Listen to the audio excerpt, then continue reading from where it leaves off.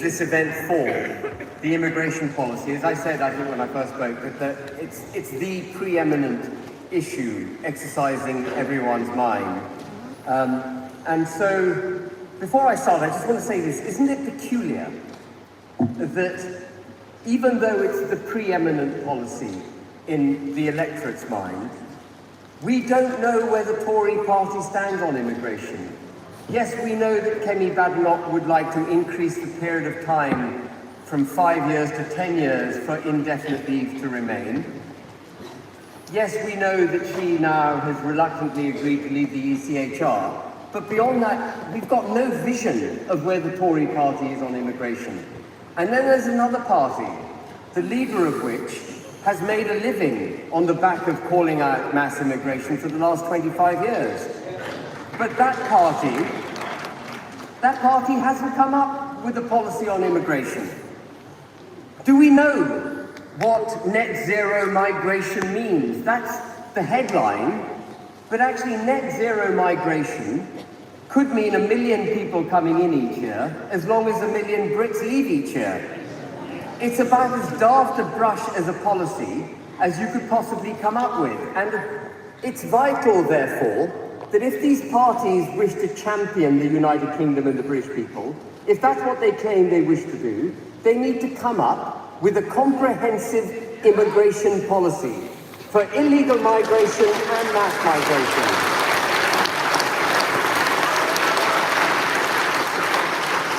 And even though we're only 6 months old, or 2 months since we got our registration with the Electoral Commission, you will see from this brand new party a complete holistic approach to how we're going to deal with immigration. So it's not rocket science. These other parties could do it if they wish to. They just haven't got the courage to do it.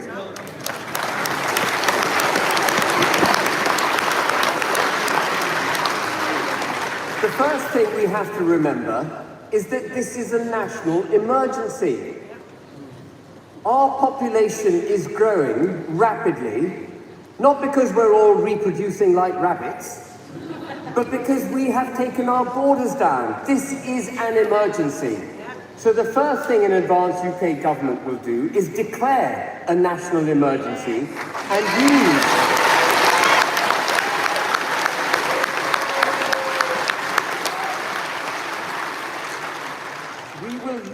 the authority given to the government after having been elected under that mandate. We will use the authority given by the national emergency to pass the laws that we need to pass to save the country being completely taken over by foreigners.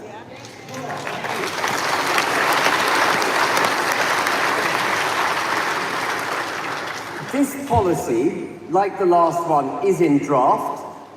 It is a much thicker document that the committee responsible for it. The document itself is much thicker than the points I'm going to go through, but I'm going to pull on the main parts of that policy, focusing on the national emergency aspects. So this is not the policy that you may see into the long term from an advanced UK government. This is the immigration policy that we will use to settle the United Kingdom, save it from the trajectory that it's currently on.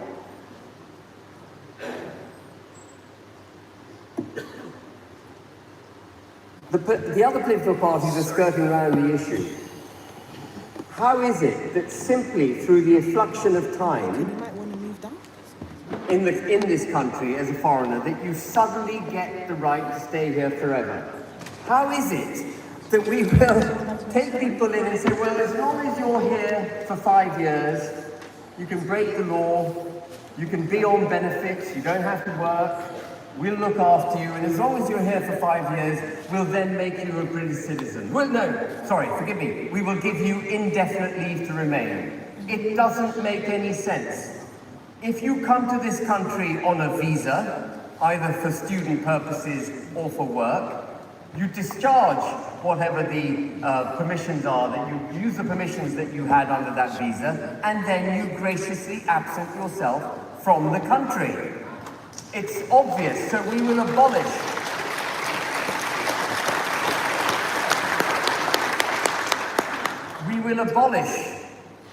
the granting, any further granting of indefinite leave to remain.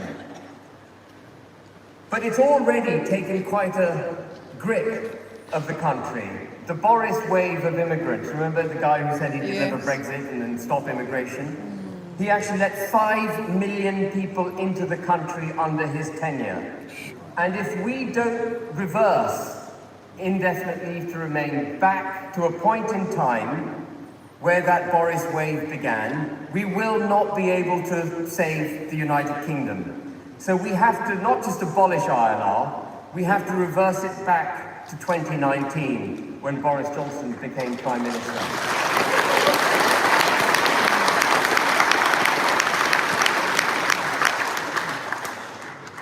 And we've got to stop. We've got to stop. We've got to stop this preparedness to be all welcoming to anyone from any part of the world that claims that they're a threat at home. Asylum applications will be suspended. There will be no new asylum applications entertained.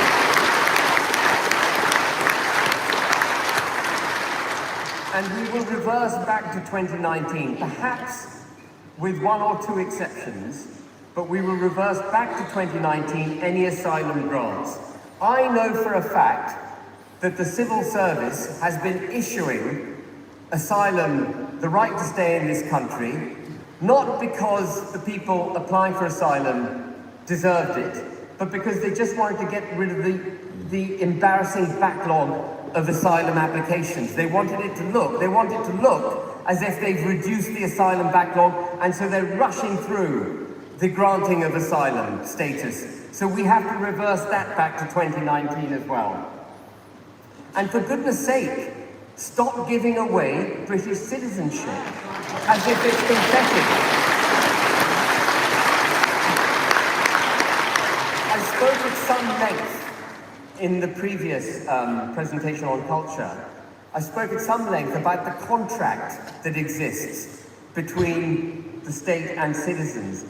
You can't possibly buy into a contract simply by sitting in the country for a period of time, which is where ILR ends up. First you get indefinite leave to remain, and then you're given a British passport as if it's a right.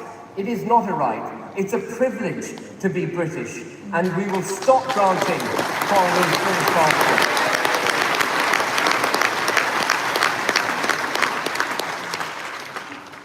And we've reached a stage under this national emergency where I'm afraid we're going to have to be pretty hard on people being allowed into the country for work. Visas will only be granted to people who are coming from a country that is on our new green list, which I will reveal in a second. We can't have wholesale mass migration from parts of the world that actually detest the United Kingdom. People have got to come.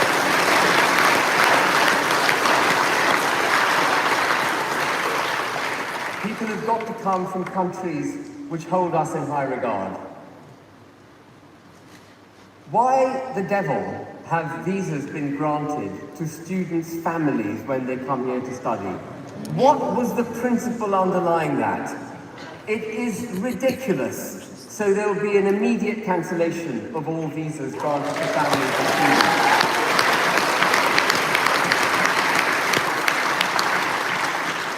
All work visas will be honoured, but when they come up to their expiry, the employing companies or public sector body that was employing these foreigners on visas will have to find British workers to fill those jobs.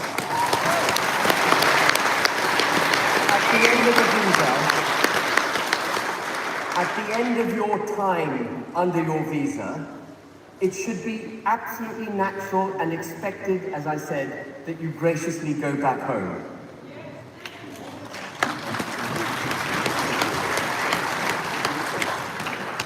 This is our green list of countries. As I say, everything is in draft, so it may change between now and when the final policy comes out. But you can see from the list of countries listed that not one of them would pose a risk to the United Kingdom. And that's where we've got to go back to. Yes, we are an outward-looking nation, but we're being overwhelmed, and right now we need to protect ourselves. So this green list will define where we will take our future working force from, and students and people who we grant visas to. And the student sector has become a back door to actually coming into the United Kingdom, staying here for more than 5 years, getting ILR, and then getting British citizenship. They actually don't attend the universities. Many of them don't attend the universities that they were intended to, they were given a visa to attend. So we will require any student visas granted for that student to pay all their fees up front. That should focus their eyes.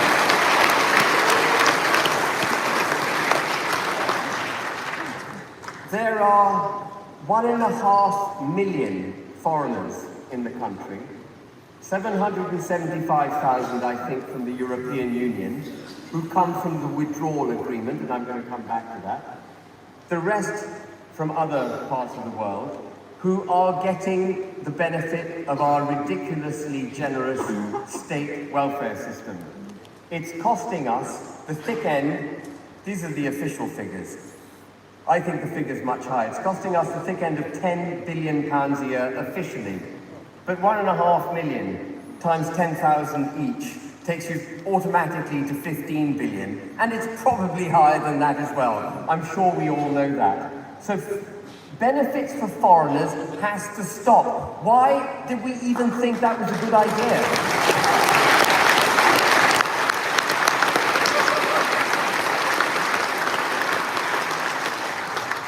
It's not an extreme policy not to give foreigners benefits. What is extreme as a policy is to do that in the first place. And we're going to encourage people who are here, foreigners who are in the country, to go home. That too should not be an extreme policy. It should not be regarded as extreme. Yes, it's radical compared to where we have been with this influx of immigration, but not once in the last 30 years, not once in the last 30 years have the British people voted for mass migration. Every single election,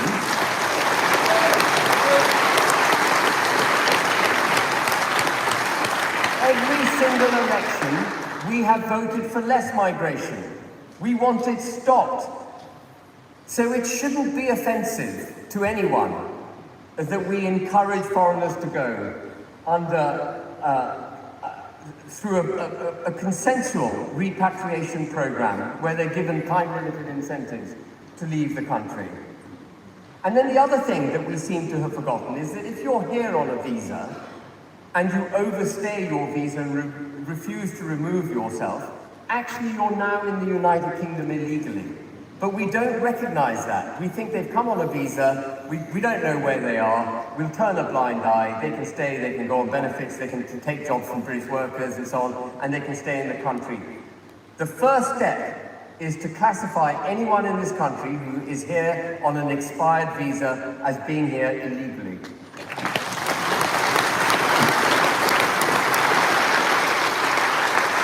And once we've cut mass migration and encouraged some people to go home, as I mentioned again in our culture policy, the importance there being the reintroduction of aspiration, the work ethic, and so on, we are going to have to replace those immigrants on whom we've become so dependent and so lazy in our own habits. We're going to have to replace them with British citizens. We're going to have to encourage British citizens to come back into the workplace. As I mentioned, there are 8 million British citizens on universal credit at the moment, 4 million of which are not even looking for a job. They're not even looking for a job. I do not accept for one moment that all 4 million have such significant issues with themselves that they are unable to come back into work. That 4 million figure back in 2018 was 1 million. That's how accelerated our state of dependency has become. So we have to refuse to pay welfare to people who refuse to work.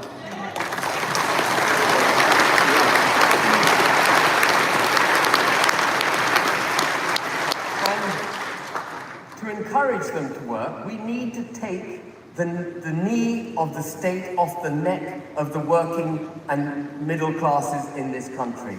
We must reduce taxes. It's actually of cultural, national importance. And if you can do the maths yourself. If you take away benefits of £10,000 or £15,000 a year from someone, and you then start collecting tax of £3,000 to £5,000 a year from that same person who is now working, the British taxpayer, the state of the United Kingdom, is better off by £20,000 a head. It's good economics. It's basic 101 economics. The Labour government doesn't get it. They tried to reduce the welfare bill by £5 billion. Do you remember this fiasco? They tried to reduce the welfare bill by £5 billion, which represents 1.6% of our welfare bill. They had such a debate amongst themselves that they ended up actually spending more at the end of the debate in Parliament. It is an utter joke. An advanced UK government will absolutely cut welfare and cut taxes, get people back into work, improve their mental health issues as a result of that, and make sure that the British state is wealthier as a result of that.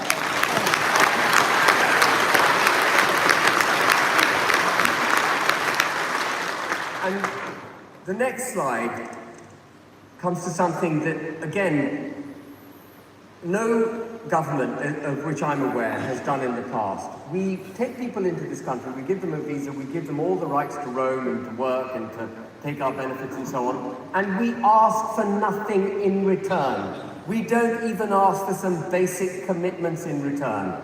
Well, every visa granted under an advanced UK government will require the adherence to what we now call our new residence covenant. They must obey the law. If they break the law, their visa is cancelled. They must only engage in the activity permitted by their visa. Why should they engage in any other activity? And of course, they shouldn't be engaging in political activity. We don't want foreigners coming to this country under visas and then using their opportunity in this country to promote foreign interests.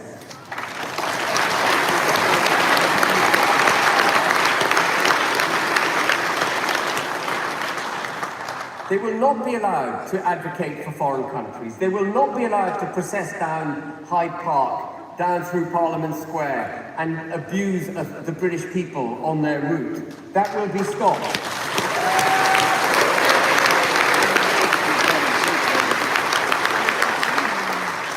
And they will not be allowed to proselytize, to convert British people to whatever their ideology is.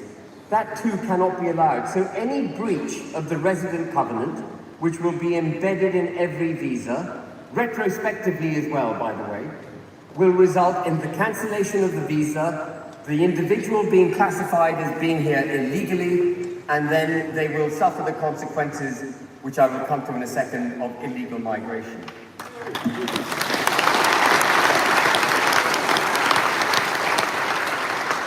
Somehow, the government has convinced itself, and many in this country, that stopping illegal migration is somehow, that actually illegal migration is the way of the future, that climate change is giving rise to large movements of people, that there's an inability through our adherence to the European Convention of Human Rights for us to actually stamp our foot down and say, no, you're not coming into our country illegally.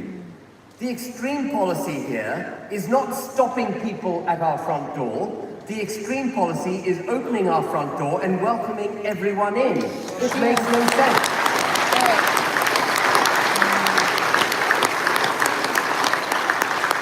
So in addition, obviously, to stopping, granting them the right to stay in four-star hotels, on our air bases, in our social housing, getting free medical care, free dental care, free iPad, translators, cash in their back pocket, and goodness knows what else.